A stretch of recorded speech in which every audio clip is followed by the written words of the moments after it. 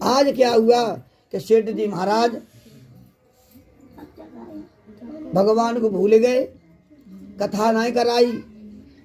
बोले ब्याह के बाद कथा करेंगे, पैसा कहाँ रखो भैया। बिटिया को ब्याह कथा फिर भी नहीं कराई। भगवान कब तक माफ करेगा? बात 2 बार श्राप दे दिया, जा दरिद्री हो जा। दोनों गरीब है गए। अब धंधा करने को गए, यहाँ पानी पड़ रही है, बाहर गए। मत ध्यान रखना प्यारे, आप जाओ देश जाओ विदेश जाओ, कर्म संग तुम्हारे जाएंगे, कर्म फल भोगना पड़ेगा।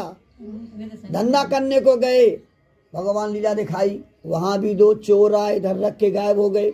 और भैया मौके पुलिस आ गई, हथकड़ी पड़ गई। अब रोने लगे। अब भगवान से कहे क्या मालूम है कि सारी उमरिया मैंने कीने, उल्टे देखो काम बचा लो, ओ मुझको भगवान बचा लो, ओ मुझको। सारी उम्र दारू पियता रहे हैं, रसगुल्ला खाता रहे पेले पेले के हैं, और जैसे यमराज मारे हुए आए, हे ठाकुर जी अब नहीं पाप करेंगे। कर्म खोटे हैं तेरे, भजन करने से क्या, कर्म खोटे हैं तेरे, भजन करने। प्यारे आज रो रहे, बचाने वाला कोई नहीं है। इधर लीलावती कलावती का चोर धन चुरा के ले गए। माँ बेटी दुखी, बिटिया बोली मर जाएंगे, अब हम पे नहीं रहा जाता है। गई मरने के लिए, मर कहते जाको राखे साइया, मार सके ना कोई, और बाल ना बाका कर सके चांद जग बेरी।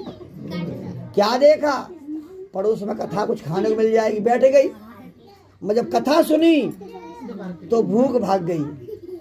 गोविंद अच्छा लग गया, प्रसाद लेके आई है। माँ ने कहा बेटी कहाँ से आई है, जमाना बड़ा खराब है, पति घर पे नहीं, पिता वहाँ लोग क्या कहेंगे। बेटी ने कहा मालूम है मैया कथा सुन के आए हैं, ले प्रसाद पकड़। उसे याद आ गई कि मेरे पति ने कथा नाय कराई। हे गोविंद अब तेरे लिए घर घर भीख मांग कथा कराएंगे। देखिए इस गोविंद के लिए घर घर भीख मांगी है। और हम लोग कैसे मालूम है, बता दूं आपको हम लोग कैसे।